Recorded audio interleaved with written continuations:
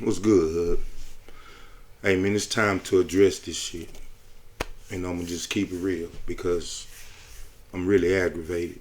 It's past time we spoke on it. We gotta save our youth, man. Especially our young black men.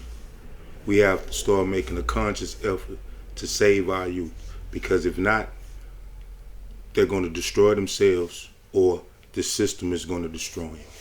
And let's keep it real. We always talk about how we don't, you know what I'm saying, you can't deal with these youngsters out of control, and these youngsters this and these youngsters that.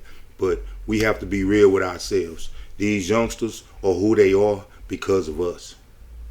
These youngsters have the no love, no self-esteem, no self-respect because of us. These youngsters have the survival mentality, the mentality that they might not live to see 21. They're not even expected to live to see a certain age. They have their mentality because of us. They are out here doing what they do because they don't know any better. They have not been taught any better because of us. And I wanted to speak on that because a lot of people, you know what I'm saying, they don't address it, and I haven't heard it properly addressed up to my standards or to where I feel like my people should hear it. So I'm going to give it to my people.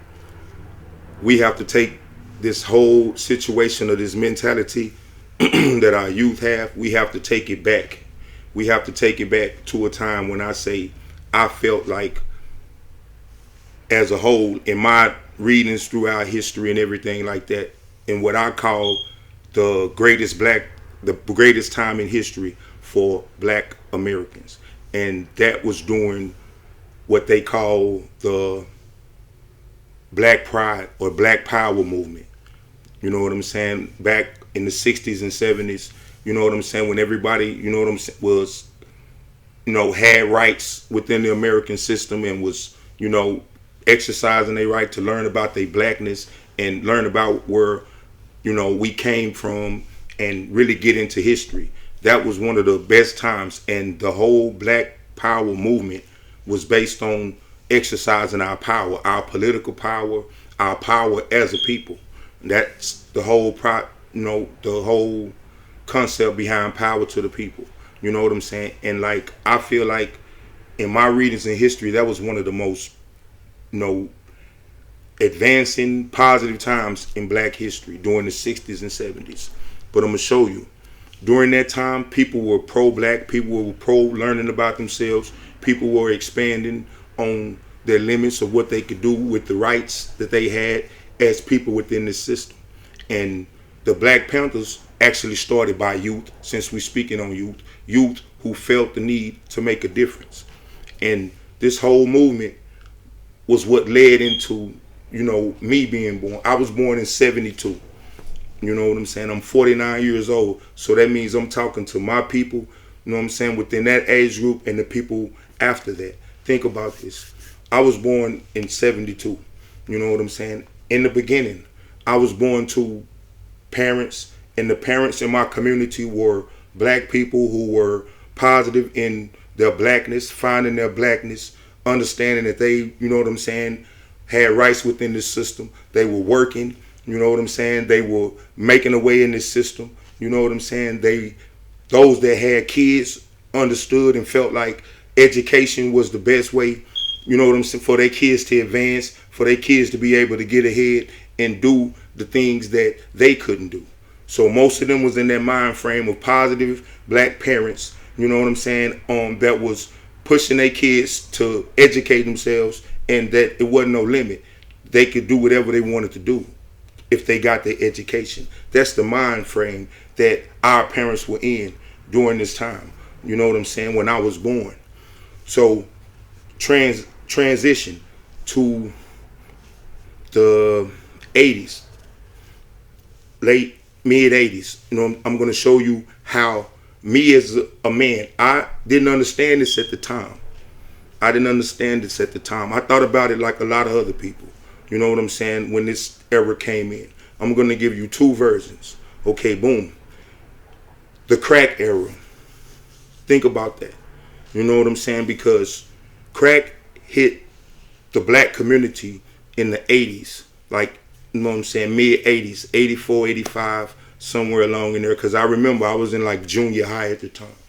You know what I'm saying? And like, I'm going to show you, you know what I'm saying? We all know the stories. Okay, I'll get it out the way. We all know the stories about the big time drug dealers and the people that sold drugs. And we know about, you know what I'm saying, all the stuff that we in the black community talk positively about, because I do it too.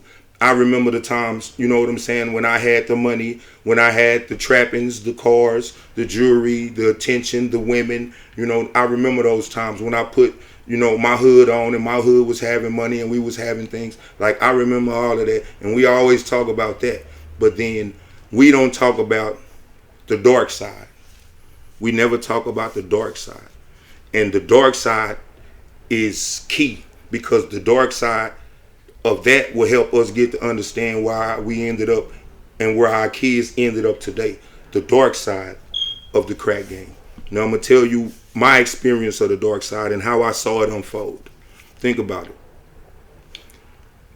These same parents, you know what I'm saying, who, you know, we stayed in school and we had to be on our best behavior and we had to get good grades because that was the way to get ahead and to make it in life. Think about this. When I thought about this later in life, I realized that's when I noticed things started to go bad, because I'm in junior high at the time, and I started little by little seeing my friends not show up for school. And it's like, when it happened at first, I didn't realize it, but as it progressed, I realized, bam, like, and I actually went to check on one particular friend. I went to check, like, I wonder why my dude ain't coming to school. I'm gonna go check on him. And it's like, I went to the house and my dude wasn't there. But he had two little sisters, and one of them went to school with us, you know what I'm saying? One of them didn't. She was younger, but they were home too. And nobody was home, just those two. And just like I said, his sister was, I'm like 13 or 14. His sister may have been 12 or 13. And it's like, boom, why my guy ain't been to school, you know, this to the third, you know, well, you know, we ain't been to school, you know, this to the third, you know what I'm saying, woo, like, where your mom? My mom not here, you know what I'm saying, like, boom, like, and it's like, boom, you know, like, your mom not here, like, no, and it's like, where your mom? Like, we haven't seen her, you know what I'm saying, like, boom, okay, you know what I'm saying, we hungry, you got some money, you know what I'm saying, to get us something to eat, you know what I'm saying, this to the third, and it's like, okay, you know what I'm saying, I'm gonna try to do what I can do, you know what I'm saying, I got to try to get a few, you know what I'm saying, to make sure my homie sisters didn't eat, but it didn't dawn on me. You know what I'm saying? It never dawned on me. That's where it started. And to sum it up as a whole, I'm going to take you to the dark side. You know what I'm saying? Like, that was one of the worst times in history for black people. People talk about slavery. I didn't live through slavery, but I lived through this. And I'm going to show you how it was one of the darkest times, because we don't talk about them. We don't get into that aspect of it because a lot of us missed it. But I'm going to tell you, the dark side of that was what I call the original lost generation. And what I mean by that is, like, imagine, because kids I know, age 13, 14 years old, think about it. It started happening gradually, but then it spread to the fact that back during those times, the government, they gave out food stamps and they gave out a check. And think about this. The majority of the people in the hood, the parents, our parents around that time, ended up getting addicted to crack cocaine. And if we know addiction and we know crack cocaine, I know it because I sold it. And I'll tell you, me as a dope dealer, I didn't never think about it, but I always knew that for all the dealers out there that hustled, you always knew that the food stamps that you took and the cash that you took from those parents, you always knew that it came from the government. But I rationalized it as Ah, man, if I don't take them, somebody else is going to take them. So I'm going to take them. I'm not going to front. That was the mentality. But think about it. In that mentality for self-survival, we was willing to, you know what I'm saying, not even think about the kids involved. Think about that for a minute now. Because now that when we think about it, we have to know that some kids somewhere was missing those food stamps. Some kids somewhere was missing that check and the benefits of that check, which was paying rent, paying utilities, all of that, making it happen, making it work. Think about that. Think about what happened to those kids. When the parents decided to where, okay, I'm going to go and I'm going to take the check and I'm going to go binge on drugs. Think about what happened to that, because what they don't talk about now, you can go back and look it up. You know what I'm saying? Because I had to look it up to fully get to the point where I understood. But they don't talk about how child protective services in every state in the black community was overran with kids that were abandoned from crack addict parents. For a while on the news, they talked about the kids that were born addicted to cocaine. Those kids made headline news, but you never talked about the kids that were abandoned and left to fend for themselves, that the government came in and saw that they had been abandoned for a week or two and they took them. But they don't talk about the ones who had to figure it out. Think about that. Young girls, young boys at the age of 13, 14 and under. The lost generation who parents abandoned them and left them at home in a house that a lot of times they got evicted from. You know what I'm saying? Like, for real, they roam the streets. You know what I'm saying? I know the women. I know young girls who have ended up figuring out that, okay, selling my body, you know what I'm saying, is a way of, you know what I'm saying, getting a place to stay or getting a boyfriend who can take care of me. You know what I'm saying? Which we all know. A lot of the young girls, you know what I'm saying, like the drug dealers, you know what I'm saying, and everything, because they didn't know love, they didn't know support, they didn't know any of that. They didn't learn that because the mothers and the fathers who once loved them and took care of them and nurtured them and taught them how to love and taught them how to be women and taught them how to be men and taught them how to be productive people in society, they left them. And they learned that they had to learn on their own and fend for themselves. So, think about it. With drugs being so rampant right then, you think about it. A lot of my peers, you know what I'm saying, by lack of influence, by lack of guidance, by lack of parents, ended up selling drugs, prostituting, robbing, murder for hires, all of that, killings, everything. It became rampant, and that was survival. You know what I'm saying, for a lot of those people. And then the drugs added to the fuel.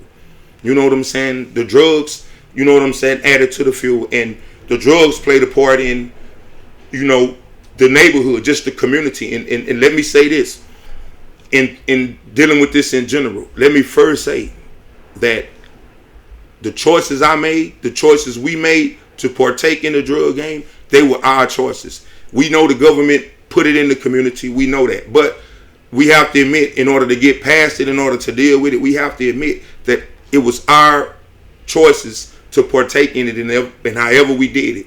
Because, and I say that because I know people from the community, from the hood, that were in the same situations that we were in, that chose not to partake in it. They didn't have as many, as many opportunities as nobody else. But their choices and their decisions and their focus or whatever it was kept them on the path to get out of that and do better and, make better of themselves. And I have to say that because I have to commend those people. I can't just say, the government and the hood and everything like that. We made choices and decisions because I know people personally who made other choices and decisions and made a whole different, better lives for themselves. So now I go back to the partaking in the drug game. Those kids, my peers in that era, you know what I'm saying? My peers, for no other reason but I have to support myself. And support myself means the basics and necessities of putting a roof over my head, putting food in my mouth, basic water, electric that everybody else have to have, but I don't have the tools. I don't have the tools. And now that I'm out here in the jungle, which was the hood, people were out there praying on you. You know what I'm saying? Whether if you was young girls, let me pray on you with sex. Let me get you to sell this or sell that, sell yourself, whatever. Whether it was young boys, hey man, here go a drug sack, here go a gun. You know what I'm saying? And those guys jumped in it and those women jumped in it because they had to do what they had to do in order to survive. Now think about that. That's, you know what I'm saying? Leave that whole concept is, if we speak on it from a legal perspective, the way those kids were mishandled, that was child abuse, that was maltreatment, that was everything. And what we have to think about now is the mental effect of it. Because right now, today, in this day and age, we are dealing with mental issues. And I've always said, even though black people during that time learned to survive, we can't thrive until we deal with the mental issues from that era. Because we still have the mental issues from that era. We still think about survival first. We still think about, you know what I'm saying, hustling. We still think about, you know what I'm saying, we still have that mentality. And think about it. That's because those people in my generation with that mentality that survive, those people, my peers, had kids. And think about that. Those are people that are mentally disturbed, that have been abused, that have been mistreated, that have been abandoned, that have been through all the ringers of life, seen some of the worst things you could ever see, and never dealt with it mentally, never dealt with it on a psychological level. They just learned to process it and deal with it. Those that didn't go crazy, or those that didn't end up in the penitentiary, they pushed through. But mentally, they weren't adapted to the world. They were adapted to the hood. They were adapted to the jungle. They were adapted to survive by any means necessary. And if that meant other people having to perish or other people having to suffer, so be it. I have to feed myself. I have to feed my family. Now think about it. When those people had kids, when they had kids, they didn't know how to love their child. They didn't know how to nurture their child. They didn't know how to give their child nothing but what they had. And that's a survival instinct, a you first mentality, a hustle at all costs, don't trust nobody, and be ready to ride, you know what I'm saying, for what you believe in and what you stand on. That's what they learned. Trust nobody. Don't trust yourself. Don't even trust me, because I couldn't trust my mom and dad. Like, you got to make it on your own. Like, it's a survival, negative, you know what I'm saying, self-preservation, fuck everybody else mentality. And that's all they had to give, because that's all they had. But they gave that to their kids. And think about it. When those kids were raised, most of their kids were raised around the drugs, around the prostitution, because that's what their mom did. You know, mom probably tried to keep it under wraps, but at the end of the day, kids are smart. They see it. They see this. You know what I'm saying? They see no regard, you know, for life. They see that going on around them. They see the drug sales. They see the dope sales. They see the crossings. They see the killings. They see the gang banging. They see it. It's ingrained in them.